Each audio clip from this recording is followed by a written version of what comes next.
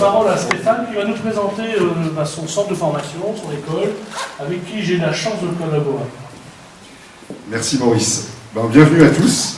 Et puis merci Maurice d'avoir choisi l'école des chefs pour cette cérémonie des vœux. On est ravis et au-delà de moi, tous les stagiaires ici présents sont ravis de vous accueillir et de vous faire voir un peu ce qu'ils savent faire en si peu de temps. Alors l'école des chefs, c'est quoi? L'école des chefs, au départ, c'est un centre de formation que j'ai créé en 2007, qui est un centre de formation qui perfectionne toujours, qui perfectionnait, j'allais dire, mais qui perfectionne toujours les collaborateurs des entreprises de la restauration. Et en 2013, suite à une rencontre avec le président Rapneau de la CUA, on a eu l'occasion d'avoir ce bâtiment, qui était l'ancienne cantine militaire. Et Philippe souhaitait vraiment faire quelque chose dans la citadelle autour de la gastronomie. Et là, l'idée est arrivée de suite. On a fait une école de cuisine. Et donc depuis 2015, nous sommes ouverts et nous préparons des futurs cuisiniers et peut-être dans l'avenir de futurs serveurs. Alors on reçoit ici différents profils, des gens en insertion professionnelle, c'est la moitié de nos stagiaires, et des gens aussi en reconversion professionnelle, des gens qui ont déjà eu une activité et qui souhaitent, suite à différents aléas, se mettre à la cuisine. Ça fait 2 ans maintenant qu'on collabore avec Maurice, où on travaille sur des projets innovants, avec des résultats probants. Mais bon, vous savez aussi comment va le monde de la formation, ça va, ça vient, surtout les budgets. Donc on a dû arrêter un petit peu notre collaboration, mais là cette année on la reprend sur les chapeaux de roue avec des projets. Là vous avez autour des tables des stagiaires de FP2I qui sont sur un Fab Lab cuisine où l'objectif c'est d'apprendre les savoirs de base, lire, écrire, compter, et on a pris la cuisine comment on dit ça ? Support. Comme support, voilà. Comme support pour acquérir ces savoirs. On a aussi un autre groupe qui est là aussi toute la semaine avec Claire Métier, je crois, une dynamique vers l'emploi, où là aussi le projet, définir leur projet professionnel à travers un objectif, c'est l'ouverture d'un restaurant solidaire en fin de parcours. Voilà. Et puis d'autres projets, mais là on verra, on est en train de discuter là-dessus. Voilà ce qu'est l'école des chefs. On est ouvert à l'extérieur, on travaille sur l'ensemble des métiers de la cuisine et on est heureux de vous recevoir encore une fois. Voilà, merci Maurice encore. C'est bon, merci. Bien, j'ai promis que je vais essayer de faire court, mais on va quand même revenir sur une année 2018 qui, elle, m'a semblé très longue. Elle m'a semblé tellement longue que j'en suis complètement épuisé et je pense que beaucoup d'entre nous sortons de cette année de 2018 un peu éprouvés. Alors, avant de démarrer, je vais passer un petit mot tout de suite à un copain que j'ai perdu, un camarade, un compagnon, mais aussi un directeur du centre de formation. Il s'agit de Paul Dupré. Paul Dupré qui était directeur du centre SJT. Ceux qui le savent aussi que j'ai assumé des fonctions à SJT pendant quelques années à l'auto-école sociale. Et malheureusement, il est décédé d'une crise cardiaque il y a 2 semaines. Donc il nous a prématurément quittés. Et, bon, sachez qu'on perd quelqu'un qui m'a accompagné au national, parce que c'est quelqu'un aussi dont j'avais eu la chance d'avoir le soutien au niveau des Parisiens, parce que lorsqu'on va sur les dossiers nationaux avec les APP, Joël, je te fais un clin d'œil parce qu'on a beaucoup travaillé là-dessus ensemble pendant des années.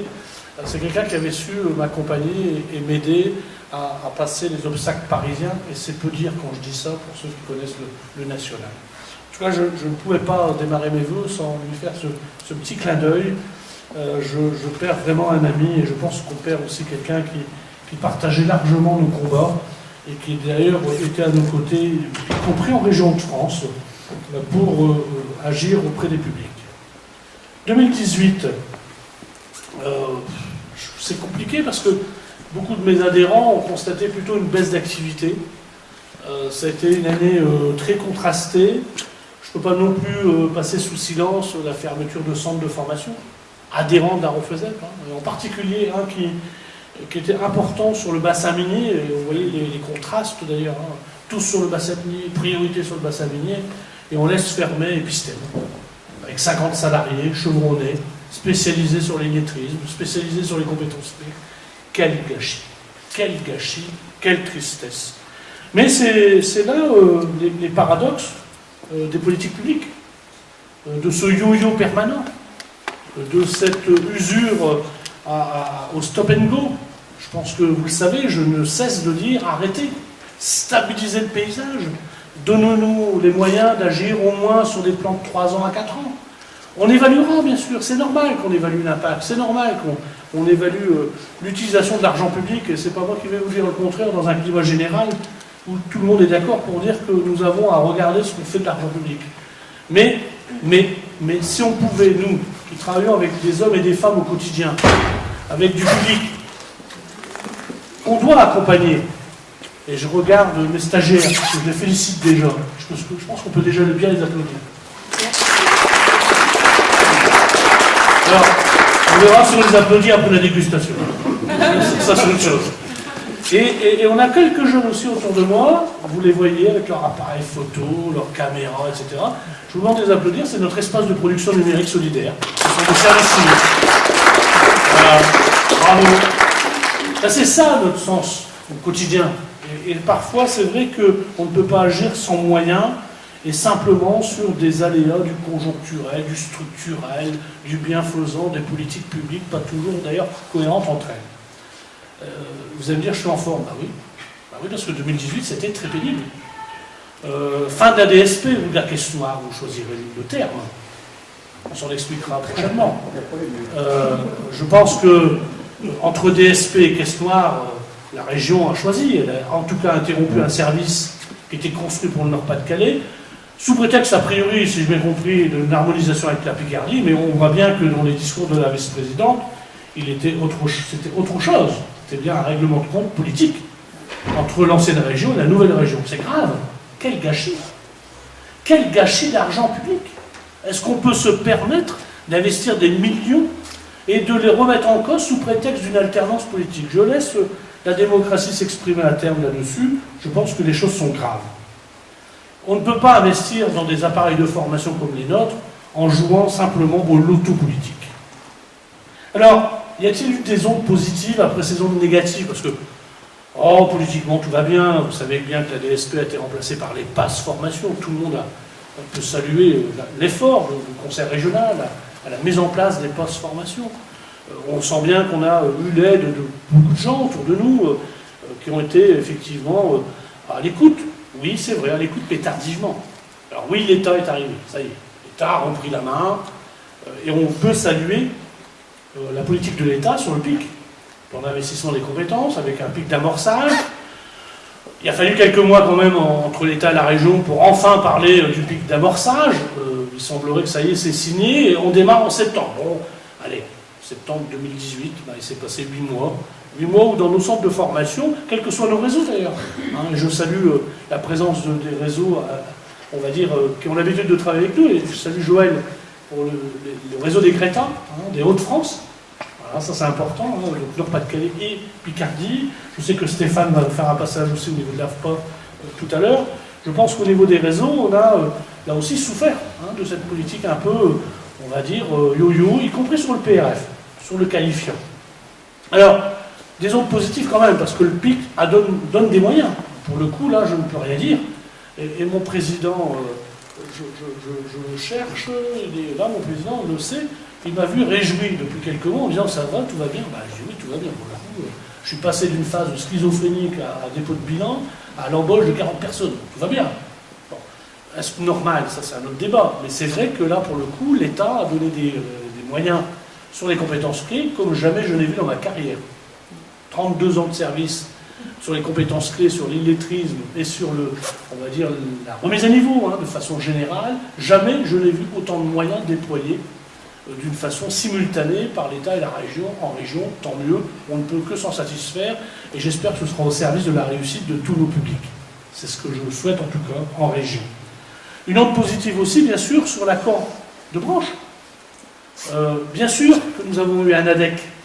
Bien sûr, et je salue, et je fais un petit clin d'œil, parce qu'on a, voilà, on a aussi parfois, on omet de valoriser tout ce qui se met en place. Et sur l'ADEC, la dernière année 2018, on a eu aussi le soutien d'AGFOS PME, Uniformation, qui a continué à nos côtés, mais je sais qu'AGFOS PME, et c'est pour ça, Sylvie, je suis très à l'aise là-dessus, parce que vous avez été aussi au rendez-vous avec la formation digitale, avec l'expérimentation du fonds paritaire. Vous avez été à mes côtés, aux côtés des APP, en région de France, et ça nous a aidé aussi à passer, et je salue Stéphane, directeur régional de l'AFPA, que j'ai déjà cité, hein, Stéphane, voilà, à nos côtés. L'AGFOS PME, qu'au demain, service de proximité, on ne sait pas, mais en tout cas, moi, ce que je peux dire, c'est que j'ai eu un autre cas de services de proximité réels qui étaient à mes côtés, et on a expérimenté des belles choses ensemble. On en reparlera parce que ça laissera trace dans la manière dont la stratégie digitale des organismes de formation doit se mettre en place. Et c'est l'essentiel de l'accord de branche. L'essentiel. C'est la transformation, la mutation de nos métiers, en particulier avec l'impact du numérique sur les métiers de la formation. Je le dis avec simplicité, nous avons une région pilote. Comment voulez-vous que l'AROFESEP, le SINOFDES, on en parlera tout à l'heure, puisse travailler avec la Fédération de la formation professionnelle et donc la FFP? C'est pas possible au national, c'est impensable. C'est possible en région. Alors je salue Dario, qui n'est pas là, qui est directeur d'Actif à Valenciennes, qui a été longtemps la cheville ouvrière à mes côtés pour faire en sorte qu'on ait un vrai dialogue de branche, un vrai dialogue entre nous, sur des valeurs partagées, sur le fait qu'on puisse se comprendre par rapport à un certain nombre de dogmes sur la formation professionnelle, parce que parfois, il y a des dogmes de la manière dont on pense construire la formation professionnelle dans notre région, entre services publics, services d'intérêt général, et puis services marchands, voire services concurrentiels. Vous voyez que les marges de discussion sont larges. Sachez que j'ai eu vraiment le plaisir de travailler à ses côtés. Jean-Marc Husson va nous rejoindre peut-être tout à l'heure. En tant que président de la FFP, a pris le relais. Et j'ai vraiment plaisir aujourd'hui à construire une belle offre d'accompagnement de la branche avec la Fédération de la formation professionnelle en Hauts-de-France. C'est chose rare, sachez-le, parce qu'au niveau national, on me le dit, on est un peu jalousé, hein, donc on va en profiter un peu, parce qu'effectivement, ce dialogue existe, et dans notre région, je pense qu'il sera nécessaire pour défendre la branche auprès des fonds publics, mais aussi auprès de, on va dire, de l'État, avec sa nouvelle réforme. Nouvelle réforme. Énième réforme. Alors, je ne veux pas donner mon âge, donc je ne vous donnerai pas le nombre de réformes que j'ai vu passer. Mais c'est la énième. Voilà, j'en dis pas plus. Alors, par contre, elle est particulière. Parce que ce n'est pas une réforme. C'est l'écriture d'une nouvelle ère de la formation. Pour le coup, en règle générale, vous et moi, on a connu des ajustements, des mutations. Non, là, on est non pas sur une transformation, on repart d'une page quasiment à zéro. On va réécrire l'histoire de la formation professionnelle en France, avec du bien et du mal, comme d'habitude, mais en tout cas, on a une nouvelle ère de la formation professionnelle qui va s'ouvrir en France. Et les mutations sont nombreuses. Je refais un signe amical à la GFOS, parce que rien que la création des OPCO pose déjà la question de la transformation des OPCA, hein, et donc tout le dialogue, voilà, tout le dialogue paritaire autour de la formation professionnelle est quand même pas mal secoué aujourd'hui, avec la création de France Compétences, enfin j'en passe, j'en laisse. Tous les experts que vous êtes connaissez mieux que moi la messe, si elle est dite, mais moi j'en connais quelques chapitres et ça me paraît un peu hasardeux parfois. Mais on va attendre les décrets qui vont bien sûr sécuriser tout ça au niveau des professionnels. Le SINOFDES, syndicat d'employeurs des organismes de formation de l'économie sociale, a toujours existé à côté des UROF, hein, au niveau de la ROFESEP, mais il était, on va dire, en gestation. Il prend sa pleine puissance en termes de reconnaissance aujourd'hui dans le dialogue social auprès de la FFP, hein, au niveau national. On peut saluer d'ailleurs là, pour le coup, l'effort du gouvernement et de l'État pour reconnaître la branche de l'économie sociale dans le domaine du dialogue social sur la branche formation professionnelle. Et puis je saluerai aussi, bien sûr, l'arrivée de l'AFPA au SINOFDES, qui a été déterminant aussi dans le poids, ce qu'on appelle les pesées, hein, pour ceux qui connaissent le dialogue paritaire, on a beaucoup de pesées. Hein, On a là une force qui nous rassemble en région, et puis je vais demander à Stéphane d'ailleurs de venir à mes côtés. Voilà, Stéphane Guénézan, et qui va prendre la parole vis-à-vis du Synofdes, et puis de voir l'intérêt pour l'AFPA d'être à mes côtés. Merci Maurice. Mesdames, Messieurs, bonjour à tous. Donc Stéphane Guénézan, directeur régional de l'AFPA.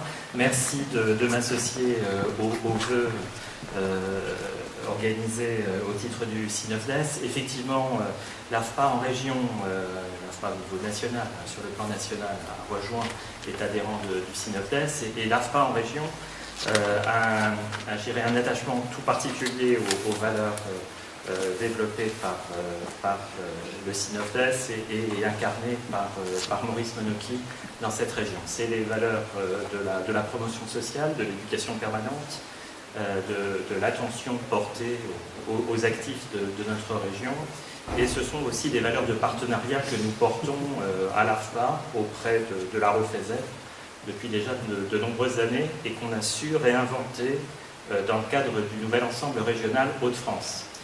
Je ne paraphraserai pas Maurice sur les enjeux de la réforme, mais vous le savez tous, le CPF, le candidat individuel, demain les branches professionnelles et les organismes de branche vont effectivement recomposer l'environnement de la formation professionnelle, et il est tout à fait important que nous sachions nous unir pour partager les enjeux de demain et écrire ensemble l'histoire qui sera la nôtre et celle des actifs de cette région. En tout cas, j'y serai pour ma part très enthousiaste, en tout cas très attaché pour que notre partage de valeurs, nos actions communes soient, à la base de nos travaux respectifs. Et donc je travaillerai avec Maurice de façon très étroite. Voilà, merci à tous. Et tous mes voeux de bonne année également. Important, Stéphane, parce qu'effectivement, vous voyez que le Synofdes, c'est un syndicat d'employeurs. Donc ça veut dire aussi un poids économique, ça veut dire un certain nombre de salariés. Donc je pense qu'aujourd'hui, nous deux, je passe quand même pas mal de salariés en France, on va pas dire le chiffre, on va les vérifier tous les mois, mais on est largement à 6 000 salariés. Je pense que oui, on les a aisément, rien que sur les Synofdes Hauts-de-France. 6 000 salariés. Des fois, on est sur des accords de branche où on a beaucoup moins de salariés. Vous imaginez qu'on joue avec l'emploi de beaucoup de familles en France. Donc, je pense qu'il faut là unir nos forces, et je sais compter sur toi. Et franchement, je suis très content de pouvoir effectivement travailler en binôme sur cette bel enjeu. Alors, 2018 c'est achevé. Je pense que je vais remercier tous mes adhérents parce qu'ils me supportent déjà. Vous savez, c'est pas facile. C'est vrai. Voilà. Il y a des gilets jaunes dans la salle. Bon, je me méfie quand même. Non, on a tellement d'enjeux et tellement de stratégies, on a besoin de beaucoup de partenaires. l'AFPA en fait partie. Le GIP académique qui fait partie aussi de l'EPTA+. On a la chance en région. Alors, c'est parfois décrié. J'ai encore eu un assaut. Une collectivité locale, territoriale, donc je ne citerai pas de nom, qui ne comprend toujours pas pourquoi nous sommes ensemble.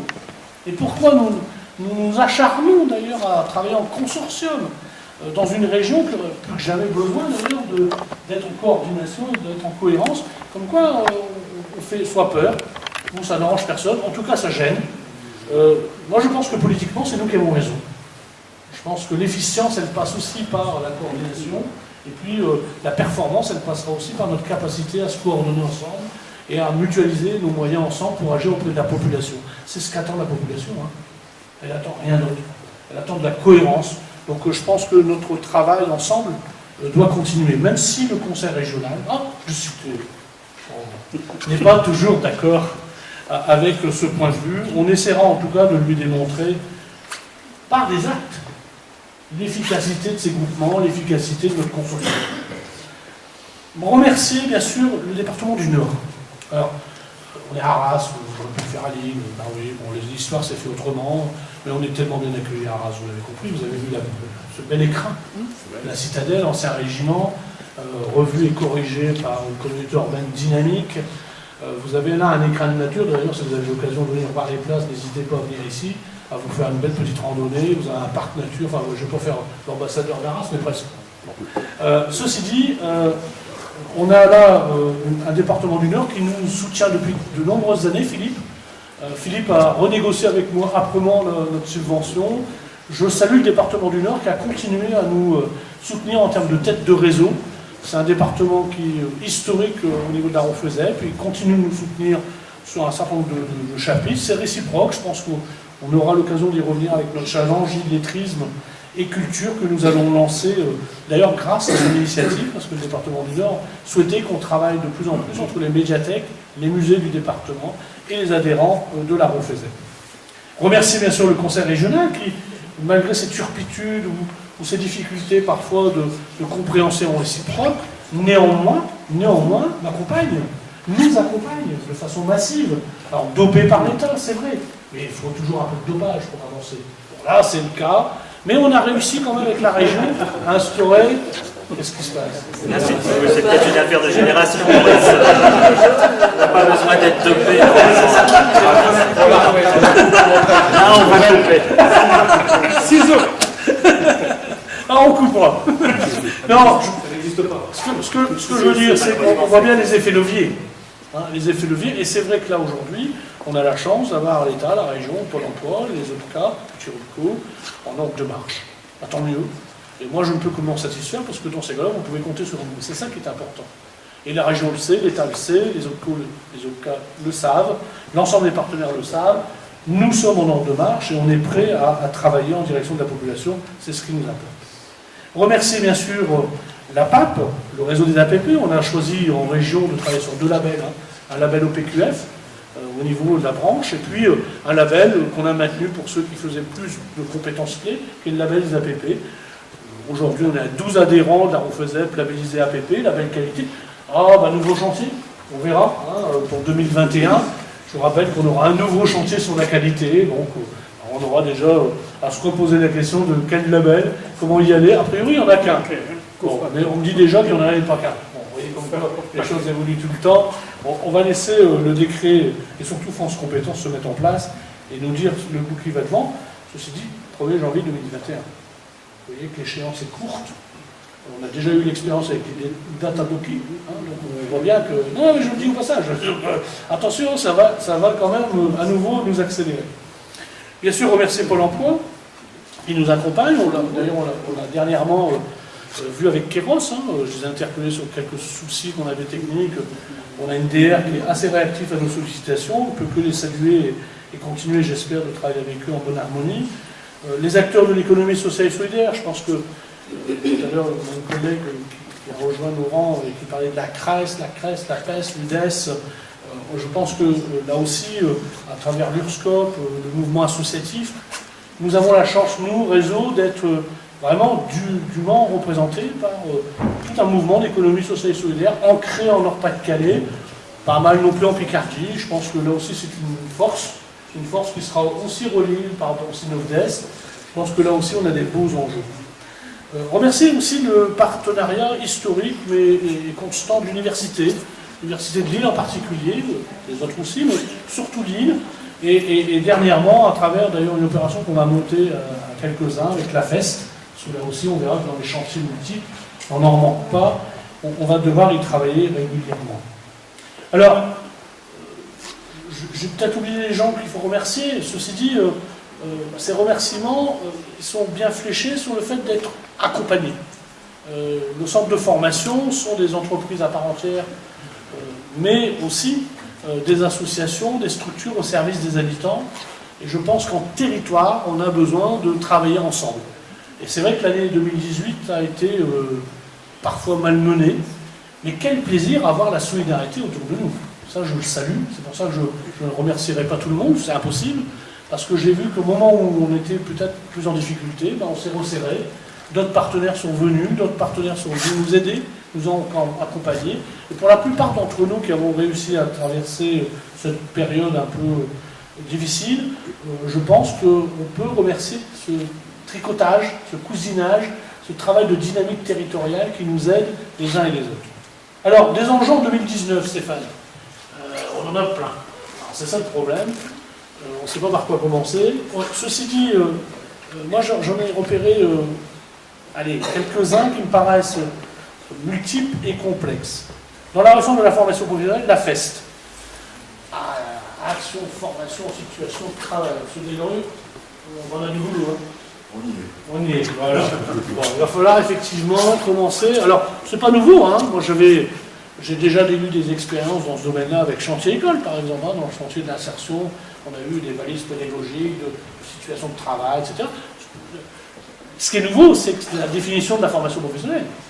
Et ce qui est nouveau, c'est que la formation en situation de travail fait partie aujourd'hui des dépenses éligibles. Ce qui veut dire que, là aussi, ne nous trompons pas, nous avons à revisiter les coopérations. Coopération, bien sûr, entre les organismes, mais surtout aussi les entreprises elles-mêmes, qui vont devenir des vrais plateaux techniques, des vrais lieux de formation. On ne sait pas comment tout ça va se construire, mais en tout cas, nous devons être offensifs. Et nous qui sommes très prenants dans l'économie sociale et solidaire, va profiter aussi des grandes entreprises de l'économie sociale et solidaire pour expérimenter, tester, faire en sorte que nous ayons là aussi des approches innovantes sur la formation en situation de travail. On en a une aujourd'hui, hein, et ils sont en pleine situation de travail et ils apprennent des tas de choses. L'apprentissage, la réforme de l'apprentissage, c'est pas rien quand même. Voilà, hein, le représentant de l'éducation nationale. Voilà, c'est pas ça. On a à apprendre, on a à laisser. Bon. Alors nous, on est contents. Non, c'est pas vrai. Bon, mais ceci dit, un chantier à ouvrir. Un chantier à ouvrir à renouveau. Là aussi, regardez comment, effectivement, on peut accompagner plus de gens à obtenir le contrat d'apprentissage. Comment on peut accompagner aussi ce mouvement petit de la branche. Moi, s'il y avait quelque chose qui me chagrine, que je voudrais voir naître, peut-être en région de France pour le national, c'est un CFA de branche. Le Synodès est dans une branche, ben allons-y. La formation de formateurs, ah bah oui, tiens, c'est un vrai sujet. Et je pense qu'on aura un sujet prochainement sur l'apprentissage à avoir. Le gros chantier, c'est la qualité, la performance. J'en ai discuté avec la vice-présidente de la région. Je souhaite qu'on puisse avoir un groupe de travail sur l'indicateur performance-qualité. Je pense que là aussi, voilà, je pense qu'il faut qu'on construise ensemble les indicateurs. Les contrôles vont s'accélérer, la notion de qualité, de performance, de retrait d'action liés à des pauvretés de résultats en termes d'accès à l'emploi ou de performance au diplôme. Ok, mais comment on construit ensemble ces indicateurs, et donc d'ailleurs la vice-présidente de la région a souscrit pleinement à notre proposition, et j'ose espérer qu'on aura un groupe de travail très rapidement là-dessus, ce qui nous permettra de réfléchir ensemble et de co-construire ce qui peut être une politique d'évaluation, on va dire, de qualité de notre offre de formation, qui s'épargne la discrimination à la base, et qui s'épargne aussi surtout le fait de dire on va prendre les publics les plus faciles et laisser les plus en difficulté. Ce serait une erreur fatale à notre région. Nous avons besoin, et tu l'as dit, d'ascenseur social. Nous avons besoin de marchepied. Ça veut dire qu'on prend tous les publics tels qu'ils sont. Point. Et on y va, on les accompagne. La performance, c'est aussi faire grimper des gens en termes d'étapes. Voilà, c'est aussi ça de la performance. Pas forcément le résultat immédiat. Donc on aura un travail là, politique, au sens noble du terme, mais à inscrire dans le pacte. Là aussi, le pacte avec l'État, la région, les partenaires des entreprises. On ne doit pas rester en dehors. Hein. Je pense que là aussi, on a un sacré chantier, Stéphane. Hein. Et là aussi, on sera vigilant sur la manière dont ce pacte va se décliner. Je prenais une petite anecdote du CREFOP, hein, avec une synthèse d'un plénier, où on nous expliquait que la ruralité n'avait pas de problème. Bon, alors, je vous rassure, je pense qu'il y a une erreur. Mais ceci dit, on voit bien que dans le pacte, on aura aussi à combattre l'égalité des chances, y compris dans tous les territoires, et qu'il y a bien sûr des priorités dans le bassin minier, bien sûr qu'il y a des priorités dans les quartiers contrats de ville. Il n'y a pas photo là-dessus. Mais je pense qu'on ne peut pas abandonner 3/4 de la région, c'est-à-dire la ruralité. Et penser qu'aujourd'hui, les publics qui sont en campagne, parce qu'elles correspondent en termes de profil de niveau, c'est-à-dire non qualifiés, aux entreprises de la ruralité qui a priori n'embauchent que des gens non qualifiés, c'est quand même un peu court pour nos valeurs d'éducation permanente. Donc je pense que là-dessus, au niveau du pacte, on fera savoir que la ruralité doit être une priorité, et elle doit être une priorité corollaire à l'implantation des entreprises aussi en ruralité. Donc là, il y a un vrai sujet.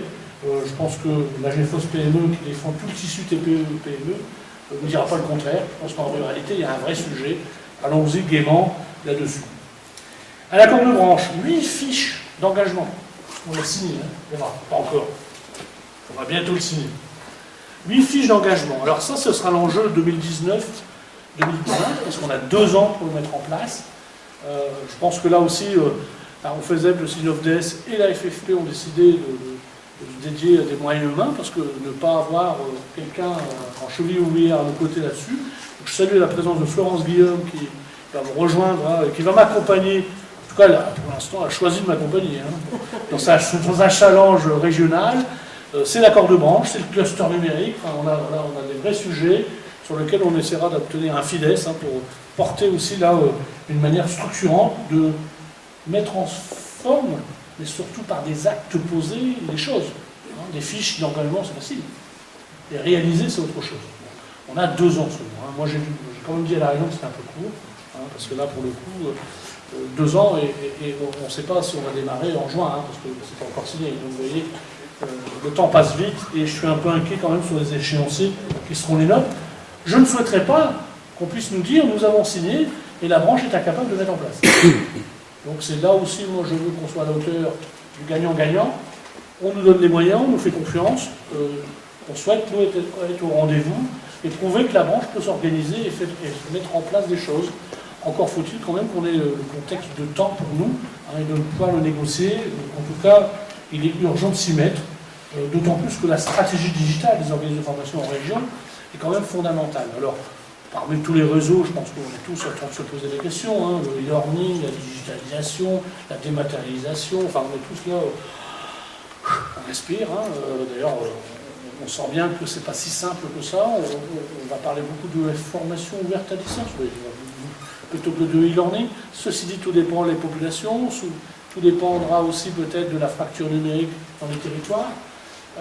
Nos organismes de formation vont devoir changer de paradigme. Nos organismes de formation ne pourront plus faire de la formation comme hier, demain. On sent bien que, et vous l'avez, je pense, déjà intégré, que l'année prochaine, les vœux, c'est Maurice Monopier en hologramme. Ou peut-être son avatar en intelligence artificielle. Bon, vous imaginez Jean-Marc, t'imagines un peu en simultané dans tous les territoires. Mettez-vous-y dès maintenant. Bon, non, je présente, mais en même temps, on voit bien la vitesse à laquelle ça va, ça accélère. Les jeunes sont prêts, d'autres générations moins. Ceci dit, nos organismes de formation ne sont pas forcément prêts. Là aussi, nous avons des investissements à mettre en place, nous avons des stratégies de formation de formateurs à mettre en place, des projets novateurs à mettre en place. Il nous faut aller chercher des moyens ensemble pour faire en sorte que nos organismes de formation ne soient pas pris de vitesse par d'autres organisations qui, eux, ils voient peut-être une opportunité, pour le coup, parce qu'ils ont des tours d'avance. Je pense aux plateformes d'édition, qui ont vite fait de faire du e-learning, etc. Enfin, j'en passe et j'en laisse. Vous avez d'autres exemples, je ne citerai pas de nom pour ne pas me fâcher avec qui que ce soit. On ne sait jamais, je ne connais pas le monde de la coopération. Il peut parfois être impertinent. Participer et accompagner à la dynamique du débat national. Ah oui, 6 mois à la tête d'une organisation d'éducation permanente, qui a une charte d'éducation permanente, qui prône la démocratie participative, qui prône la parole aux usagers, qui prône au quotidien que les stagiaires, nos habitants, doivent être acteurs en termes de citoyenneté. Je ne prends pas acte devant vous aujourd'hui à un appel de la ROFESEP, du SINOFDES à participer au grand débat national. Il faut que je change de métier, mes amis. Et donc vous avez entendu mon appel. Oui, la ROFESEP, le SINOFDES doit s'organiser pour faciliter la participation de nos stagiaires, des habitants dans nos territoires, à ce grand débat national. On nous donne la parole. Je ne reviens pas sur le contexte. On est d'accord, pas d'accord. Nous sommes une démocratie. Plus que jamais, à la montée du populisme, nous devons prendre la parole lorsqu'on nous la donne. La capacité à agir et à s'exprimer sera le seul point de lutte contre le populisme. Si on ne veut pas une dictature en France, comme on l'a parfois en Hongrie, comme on l'a parfois en Italie, comme demain on l'aura dans d'autres pays, parce qu'on voit bien que malheureusement ça s'installe vite. Pas le Brexit, mais je vais parler du Brésil. On voit bien que le Brésil, on a installé très vite une dictature. Plus que jamais, l'éducation permanente doit être au rendez-vous. Nous devons permettre à tous les habitants, à tous les stagiaires, de faire remonter leurs propositions. Et nous devons, nous, employeur, branche, donner aussi et faire remonter nos propositions. Donc je propose que la ROFESEP, le SINOFDES, puissent aussi faire remonter leurs propres propositions au gouvernement par rapport à ce grand débat national. Je pense qu'on raterait un grand rendez-vous de démocratie participative. Parler, c'est bien, agir, c'est mieux. Vous avez compris, il faut se mettre dans un climat de construction, de proposition. Nous avons la main, en tout cas on nous la donne, pour faire des propositions concrètes, pour que notre société soit plus juste et plus solidaire. Faisons-le. Ne refusons pas ce débat, allons-y, au contraire, en masse. C'est vrai que notre société est meurtrie. Elle a peut-être eu trop de temps à agir sur les plus fragiles, ou en tout cas les inégalités qui se sont accélérées, parfois pour des causes de profit avec ceux qui en possèdent d'ailleurs qui possèdent la majorité de la richesse. La redistribution de la richesse sera l'enjeu de demain, dans une société qui va se numériser, se digitaliser. Ce n'est pas l'homme qui va créer la richesse, ce sera la machine, ce sera le digital. Qu'est-ce qu'on fait? Donc on a là des enjeux d'éducation permanente, on a nos valeurs en ce qui nous concerne. Allons-y pour que notre participation et nos propositions soient entendues. Je pense qu'en plus on a assez de réseaux les uns et les autres pour que nous puissions le faire avec décence. Alors, 2019 a un calendrier chargé. Je vais vous faire bosser déjà sur le grand débat, vous avez compris. Un accord de branche, la réforme de la formation. Et si j'avais... Ben non, on n'a pas fini. On a un agenda, en plus. Alors, dans votre agenda, vous allez bien sûr voir arriver au mois de février le lancement des mardis du SINOFDES. Et oui, ça y est, on lance les mardis du SINOFDES en Haute-France sur un certain nombre de thématiques. Donc là aussi, le syndicat d'employeurs sera à l'occasion sur des thèmes au rendez-vous. Alors on sera sur les rendez-vous de syndicats d'employeurs, et donc on aura l'occasion d'avoir ces mardis avec un calendrier. Je vous y attends bien sûr. N'hésitez pas non plus à faire remonter vos attentes en tant que là pour le coup employeur, sur des thématiques qui vous tiennent à cœur, sur lesquelles parfois on peut peut-être être en souffrance. On fera intervenir aussi le national, on fera intervenir aussi dans nos champs d'expertise nos collègues qui peuvent venir nous éclairer parfois nos lanternes. Gérer une association, une structure de l'économie sociale et solidaire, les SCOP ou autre structure, c'est pas toujours simple. Et je pense que dans la complexité de ce qu'on nous demande, impôt à la source, RGPD, enfin je vous en passe et je vous en laisse, je pense qu'on a aussi des sujets de préoccupation simplement du respect du Code du travail. Donc voilà, on essaiera, vous et moi, dans le cadre de la convention collective des organismes de formation, d'avoir des thèmes et des rendez-vous qui correspondent à vos attentes d'employeurs. En mars, le réseau des APP sera en résonance, donc on aura l'occasion là aussi de revenir vers vous par rapport à des animations au niveau régional. Et en juin, juste le 4 juin, 5 juin, on verra selon les dispositifs. On est encore au printemps. Et donc je vous proposerai le printemps de la formation tout au long de la vie, les assises de la ROFESEP et du SINOFDES, avec le printemps de la formation tout au long de la vie en Haute-France. À aujourd'hui, à l'heure où je vous parle, ça pourrait se passer peut-être dans les salons du conseil régional, mais qui sait, peut-être que nous aurons à changer de lieu, donc je vous tiendrai informé. Je pense en tout cas que le message, c'est de se réunir ensemble pour les grands enjeux de la formation de demain, et je pense que avec l'environnement qui est le nôtre, les orientations qu'on nous donne, on aura matière à essayer de construire la rentrée de septembre 2019 avec beaucoup d'orientations décrites. Les décrets seront appliqués, les structures seront en place, on aura une visibilité certaine pour agir avec, j'espère, prospective. Septembre, n'oubliez pas la journée nationale de lutte contre l'illettrisme avec l'agence. Cette année, on aura un rendez-vous un peu particulier. Nous allons lancer avec le conseil régional, le conseil départemental du Nord et d'autres partenaires, en particulier l'agence, le premier challenge illettrisme et culture. Donc là, il s'agit de lancer un appel à contribution aux opérateurs, alors les nôtres bien sûr, à ROFESEP, mais aussi les autres associations qui agissent contre l'illettrisme à partir de supports pédagogiques qu'est la culture. On en a beaucoup. On fera un challenge régional. L'idée du challenge, c'est de mettre en avant 3 actions régionales par an et de pouvoir regarder les essaimages possibles en région et de les accompagner. On a un peu de crédit aussi, hein, la région nous accompagne aussi là, pour le coup, sur des projets un peu novateurs. Donc on a des moyens d'agir. Vous aurez l'occasion de lire ma prose prochainement. J'ai un comité de pilotage avec le conseil régional du département du Nord cette semaine, la semaine prochaine, et on aura l'occasion de vous envoyer par courrier des règlements de ce challenge. Et puis au mois de novembre, le mois de l'économie sociale et solidaire, et là ce que je demanderais, c'est que Synovdes et Aaron Fezef se mettent en porte ouverte. Alors cette année, ça a été un peu raté. Moi je souhaite qu'on puisse l'organiser vraiment au niveau régional, avec une visite de tous les élus, de tous les acteurs économiques de nos centres. Je pense là aussi qu'il faut casser l'image parfois un peu obsolète que les acteurs peuvent avoir de nos centres de formation.